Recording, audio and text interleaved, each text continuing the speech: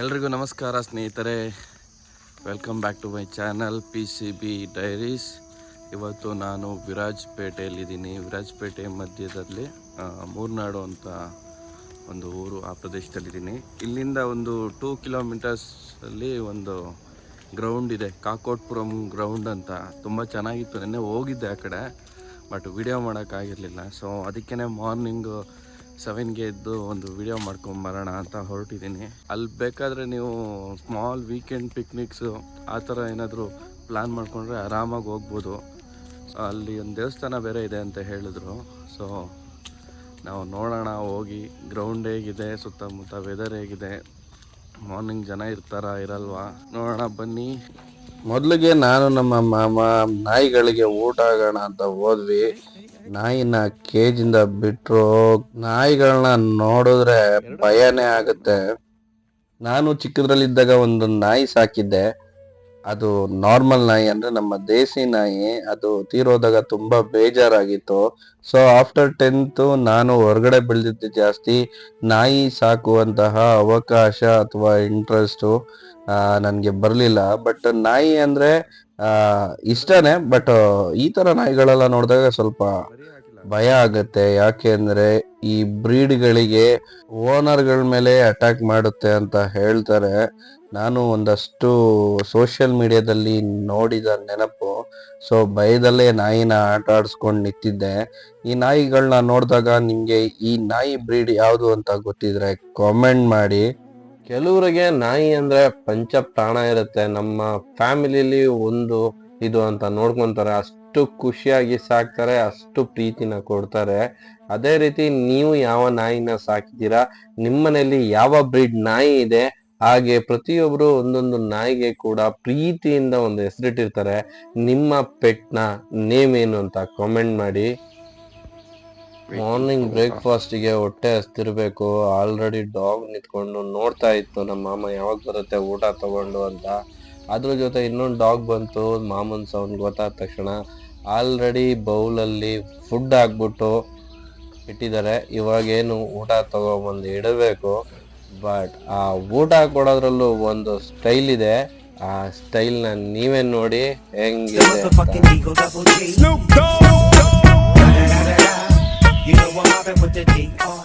ಹಿಂಗೆ ಬೀಡಿ ಸ್ಟೈಲಲ್ಲಿ ಕಚ್ಕೊಂಡು 2 ತಟ್ಟೆನೂ ಇಟ್ಟಿದ ತಕ್ಷಣ ಡಾಗ್ಗಳು ತಿನ್ನಕ್ಕೆ ಸ್ಟಾರ್ಟ್ ಮಾಡಿದ್ವು. ಬಟ್ ಈ ಬೀಡಿ ಸ್ಟೈಲು ಅಂದಾಗ ನನಗೊಂದು ನೆನಪಾಗೋದು ಯಾರು ಅಂದ್ರೆ ನಮ್ಮ ಕ್ರೇಜಿ ಸ್ಟಾರ್ ರವಿಚಂದ್ರನ್. ಹೆಣ್ಣನ್ನ ಪ್ರೀತಿ ಮಾಡೋನ್ಗಿಂತ ಹೆಣ್ಣನ್ನ ಕೊಂಡ್ಕೊಳ್ಳೋನ್ಗೆ ಜೈ ಅನ್ನೋ ನಿಮ್ ನ್ಯಾಯಕ್ಕೆ ಧರ್ಮಕ್ಕೆ. ಬೀಡಿನ ಸಿಪಾಯಿ ಫಿಲ್ಮ್ ಅಲ್ಲಿ ಕ್ರೇಜಿಯಾಗಿ ಯೂಸ್ ಮಾಡಿದ್ದಾರೆ. ಕ್ರೇಜಿ ಸ್ಟಾರು ನೋಡ್ತಿದ್ದಂಗೆ ಎಲ್ಲಾನು ಖಾಲಿ ಮಾಡ್ತಾ ಇದ್ದಾವೆ ಡಾಗ್ಸು. ಎಲ್ಲ ಖಾಲಿ ಮಾಡಿ ನನ್ನ ಹತ್ರ ಬಂದ್ವು. ನಾನು ಹಾಗೆ ತಲೆ ಸವರ್ತಾ ಇದ್ದೆ. ಆದ್ರೂ ಆ ಡಾಗ್ನ ನೋಡಿದ್ರೆ ನನಗೆ ಭಯ ಆಗ್ತಾ ಇತ್ತು. ಹೇಳ್ಕೊಳ್ದೆ ತಲೆ ಸವರ್ತಾ ಇದ್ದೆ. ಒಂದು ಡಾಗ್ದು ತಲೆ ಸವರ್ತಿದ್ದೆ ಅಂತ ಹೇಳ್ಬಿಟ್ಟು ಇನ್ನೊಂದು ಡಾಗ್ ಓಡ್ ಬಂದ್ಬಿಡದ. ಬೈದಲ್ಲೇ 2 ನಾಯಿನ ನೋಡ್ಕೊಂಡು ಸಮಾಧಾನ ಮಾಡ್ಕೊಂಡು. ಈ ನಾಯಿಗಳು ಹೆಂಗೆ ಅಂದ್ರೆ ಅದನ್ನ ಟ್ರೀಟ್ ಮಾಡಿದ್ರೆ ಇದು ಕಚ್ಚಾಕ್ ಬರೋದು, ಇದನ್ನ ಟ್ರೀಟ್ ಮಾಡಿದ್ರೆ ಅದ್ ಕಚ್ಚಾಕ್ ಬಿಡೋದು. ಫೈನಲಿ ಅವಿಬ್ರೆ ಕಚ್ಚಾಡಕ್ ಓಡಾಡವು. ಯಾವಾಗ ಏನ್ ಮಾಡ್ತವೆ ಅನ್ನೋ ಭಯ ಜಾಸ್ತಿ ಆಗಿತ್ತು. ಯಾಕಂದ್ರೆ ನಮ್ಮ ಮನೇಲಿ ನಾನು ಒಬ್ನೇ ಮಗ. ಈ ಸ್ವಾಗ್ ನೋಡಿ ಹೆಂಗಿದೆ. ಫಿಕ್ಸ್ ಅದಕ್ಕೆ ಹೋಗೋದಲ್ಲ, ಆ ಕಡೆ ಈ ಕಡೆಗೆ ಬರಲ್ಲ. ಶಿಸ್ತು. ನಾಯಿಗಳಿಗೆ ಊಟ ಹಾಕಿ ಮುಗಿಸಿ ಸೀದಾ ಸ್ಕೂಟಿ ತಗೊಂಡು ರೆಡಿ ಆದೆ. ಕಾಕೋಟ್ಪುರಂ ಗ್ರೌಂಡಿಗೆ ಹೋಗೋಣ ಅಂತ. ಬಟ್ ಮಾರ್ನಿಂಗ್ ಆಗಿದ್ರಿಂದ ವೆದರ್ ನೀವು ನೋಡ್ತಾ ಇರ್ಬೋದು. ಸೊ ನಾನು ಅದಕ್ಕೆ ಅದ್ರ ಸೌಂಡ್ ಕೂಡ ಕಮ್ಮಿ ಮಾಡಿಲ್ಲ. ಆ ವೆದರು ಸೌಂಡು ತುಂಬ ಚೆನ್ನಾಗಿತ್ತು. ಲಿಟ್ರಲಿ ನಮ್ಮ ಸಕಲೇಶ್ಪುರದ ಫೀಲೇನೆ ಈ ಊರು ಕೂಡ. ಯಾಕಂದರೆ 2 ಮಲೆನಾಡೆ ಅಲ್ವಾ. ನನಗಂತೂ ಸಕಲೇಶ್ಪುರಕ್ಕೂ ವಿರಾಜಪೇಟೆಗೂ ಏನು ಡಿಫ್ರೆನ್ಸ್ ಅಂತ ಅನ್ನಿಸ್ತಿಲ್ಲ. ರೋಡ್ಗಳು ಚೇಂಜ್ ಇರ್ಬೋದು, ಅಥವಾ ಪ್ಲೇಸ್ಗಳು ಚೇಂಜ್ ಇರ್ಬೋದು, ಹೆಸ್ರುಗಳು ಚೇಂಜ್ ಇರ್ಬೋದು. ಇಲ್ಲಿ ಸ್ವಲ್ಪ ಕನ್ನಡದವ್ರು ಕಮ್ಮಿ. ಎಲ್ಲರೂ ಮಲಯಾಳಮ್ಮು ಮತ್ತು ಕೊಡವ ಭಾಷೆಯಲ್ಲಿ ಮಾತಾಡ್ತಾರೆ. ಕನ್ನಡ ಮಾತಾಡೋದು ಕಮ್ಮಿ. ಬಟ್ ಸಕಲೇಶ್ಪುರದಲ್ಲಿ ಎಲ್ಲ ಕನ್ನಡ ಮಾತಾಡ್ತಾರೆ, ಬೇರೆ ಭಾಷೆಗಳು ಕಮ್ಮಿ. ಇವಾಗ ಸ್ವಲ್ಪ ಅಸ್ಸಾಂ ಅವರು ಈ ಕಡೆ ಕೆಲಸಕ್ಕೆ ಜಾಸ್ತಿ ಆಗಿರೋದ್ರಿಂದ, ನಮ್ಮ ಕಡೆನೂ ಜಾಸ್ತಿ ಆಗಿರೋದ್ರಿಂದ ಎಲ್ಲರೂ ಹಿಂದಿ ಮಾತಾಡ್ತಾ ಇರ್ತಾರೆ. ಸೊ ಏನೂ ಮಾಡೋಕ್ಕಾಗಲ್ಲ. ಅವ್ರು ಬಂದು ಇಲ್ಲಿ ಕಲ್ತಿರೋದು, ಇಲ್ಲ ನಮ್ಮವರೇ ಕಲ್ತಿರೋದು. ನಮ್ಮವ್ರು ಮೊದಲೇ ಬುದ್ಧಿವಂತರಲ್ವ, ಹಂಗಾಗಿ ಕಲ್ತ್ಕೊಂಡ್ಬಿಟ್ಟಿದ್ದಾರೆ ಹಿಂದಿನ.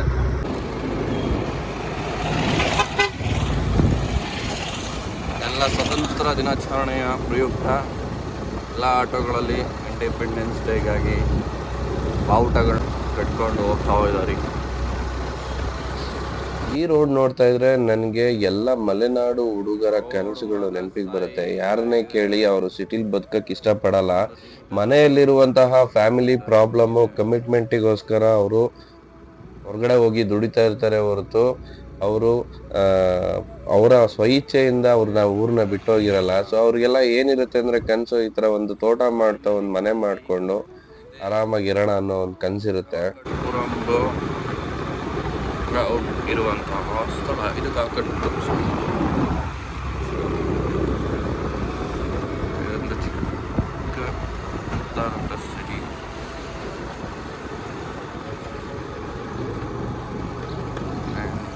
This is the Bank of Baroda.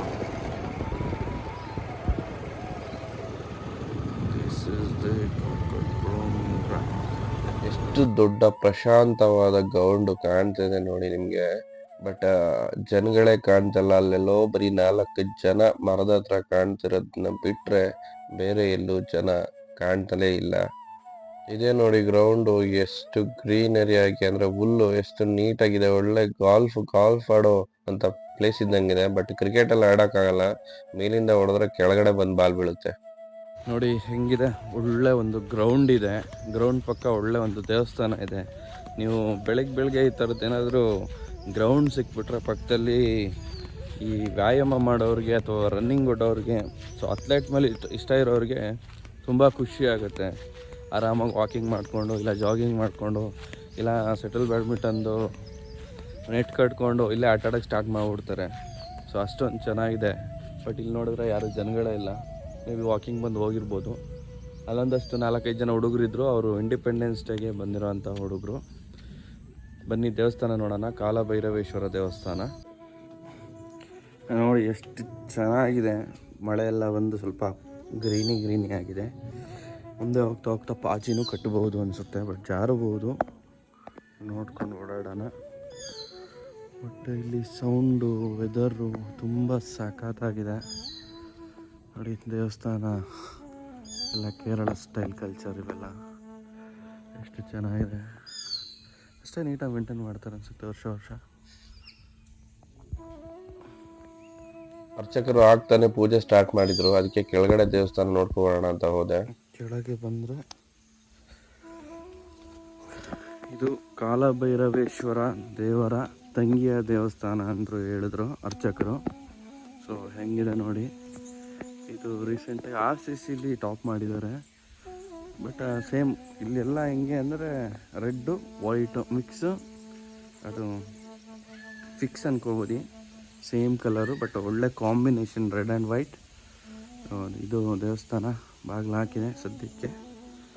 ಅಮ್ಮನವರ ದೇವಸ್ಥಾನ ಅಕ್ಕವ್ವ ಸ್ಥಾನ ಅಂತ ಇದೆ ನೋಡಿ. ಅಕ್ಕವ್ವ ಸ್ಥಾನ ಕಾಲಭೈರವೇಶ್ವರ ಅವರ ತಂಗಿಯ ದೇವಸ್ಥಾನ ಬಾಗಿಲು ಹಾಕಿದೆ. ಅರ್ಚಕರು ಮೇಲಿದ್ದಾರೆ. ಅಲ್ಲಿ ಪೂಜೆ ಮುಗಿಸ್ಕೊಬಂದು ಇಲ್ಲಿ ಪೂಜೆ ಮಾಡ್ತಾರೆ. ದೇವಸ್ಥಾನದ ಪಕ್ಕದಲ್ಲೇ ಒಂದು ಒಳ್ಳೆ ಕೊಳ ಇದೆ. ತುಂಬ ತಿಳಿಯಾದ ನೀರು, ಎಷ್ಟು ಆಳ ಇದೆ ಅಂತ ಗೊತ್ತಿಲ್ಲ. ಬಟ್ ತುಂಬ ನೀಟಾದಂಥ ಕೊಳ. ಇಲ್ಲಿ ಆರಾಮಾಗಿ ಬೇಕಾದರೆ ಒಂದು ಸ್ವಿಮ್ ಮಾಡೋವಂಥವ್ರು ಮಾಡ್ಬೋದು. ಬಟ್ ಗೊತ್ತಿರಬೇಕು ಸ್ವಿಮ್ಮಿಂಗು. ಎಷ್ಟು ಆಳ ಇದೆ ಗೊತ್ತಿಲ್ವಲ್ಲ ನಮಗೆ. ನೋಡಿ ಹೆಂಗಿದೆ ನೋಡಿ. ಅಲ್ಲಿ ಬಾತುಕೋಳಿ ಮುಳುಗಿದೆ. ಅದು ನಿಜವಾದ ಬಾತುಕೋಳಿ ಅಲ್ಲ, ಸಿಮೆಂಟಲ್ಲಿ ಮಾಡಿರೋದು ಬಾತುಕೋಳಿ. ಅದು ಮುಳುಗೋಗಿದೆ ನೀರು ಜಾಸ್ತಿ ಆಗ್ಬಿಟ್ಟು. ಎಷ್ಟು ಚೆನ್ನಾಗಿದೆ. ಅದರ ಸ್ವಿಮ್ಮಿಂಗ್ ಮಾಡೋ ಬಾಯ್ಸಿಗೆ ಸಿಕ್ಬಿಟ್ರೆ ಈಗ ಹೋಗ್ಕೊಂಡು ಆರಾಮಾಗಿ ಇದ್ಬಿಡ್ತಾರೆ. ಈ ದೇವಸ್ಥಾನಕ್ಕೆ ಸುಮಾರು 700 ವರ್ಷಗಳ ಇತಿಹಾಸ ಐತಿ ಅಂತೆ. 700 ವರ್ಷಗಳ ಹಿಂದೆ ಈ ದೇವಸ್ಥಾನನ ಕಟ್ಟಲಾಗಿದೆ ಅಂತ ಅರ್ಚಕರು ಹೇಳಿದರು. 300 ವರ್ಷಗಳಿಂದಲೂ ಒಂದೇ ಒಂದು ಫ್ಯಾಮಿಲಿ, ಆ ಫ್ಯಾಮಿಲಿ ಈ ದೇವಸ್ಥಾನವನ್ನು ಕಾಪಾಡ್ಕೊಂಡು ಬಂದಿದೆ. ಅಂದರೆ ಏನೇ ಈ ದೇವಸ್ಥಾನಕ್ಕೆ ಏನೇ ಕೆಲಸ ಆಗಬೇಕು, ಕಾರ್ಯ ಆಗಬೇಕು ಅಂದರು ಸೊ ಈ ದೇವಸ್ಥಾನನ ನೋಡ್ಕೊಳ್ಳೋದು ಅದೇ ಫ್ಯಾಮಿಲಿ. ನೋಡಿ ಮೀನಿದೆ,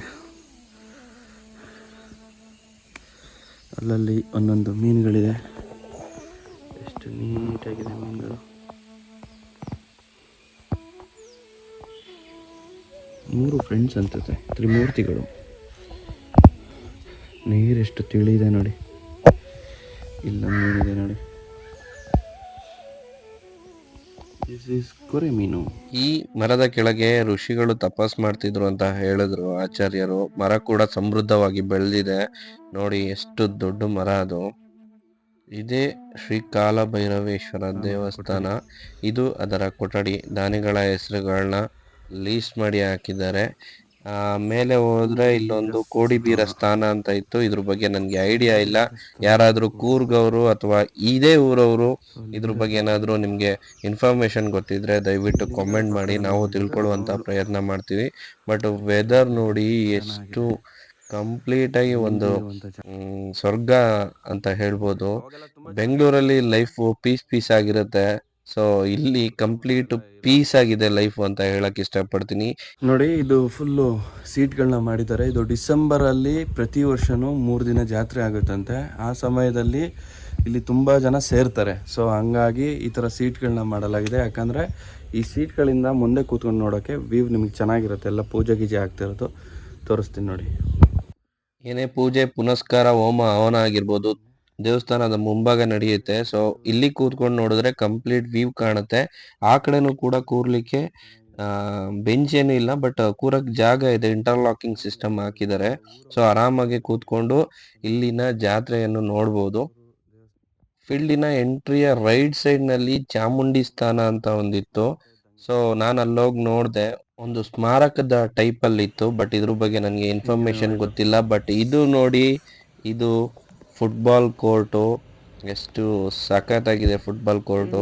ಬಟ್ ಆಟ ಆಡೋಕ್ಕೇನೆ ಯಾರೂ ಇಲ್ಲ. ಸೊ ಈ ಕಡೆ ಕೂರ್ಗೀಸಲ್ಲಿ ಒಂದಷ್ಟು ಜನಗಳು ಫುಟ್ಬಾಲ್ನ ಇಷ್ಟಪಡೋರ್ನ ನೋಡಿದ್ದೀನಿ. ಫುಟ್ಬಾಲ್ ಪಂದ್ಯಾವಳಿಗಳನ್ನ ಆಡೋದನ್ನ ನೋಡಿದ್ದೀನಿ. ಯಾಕಂದ್ರೆ ಇವರು ಕ್ರಿಕೆಟ್ನ ಅಷ್ಟಾಗಿ ಇಂಟ್ರೆಸ್ಟ್ ಪಡಲ್ಲ. ಕೊಡಗಲ್ಲಿ ಅಥವಾ ಮಡಿಕೇರಿ ಸೈಡಲ್ಲಿ ಸ್ವಲ್ಪ ಫುಟ್ಬಾಲ್ನ ಇಷ್ಟಪಡ್ತಾರೆ. ಆವಾಗ ನೀವು ಕೂತ್ಕೊಂಡು ಮಲ್ಕೊಂಡು ಓಡಾಡ್ಕೊಂಡು ಹೋಗ್ಬೋದು, ಅಷ್ಟು ಚೆನ್ನಾಗಿದೆ. ಅಲ್ಲಿ ನೋಡಿ ಹಾಕಿ ಗ್ರೌಂಡ್ ಇದೆ.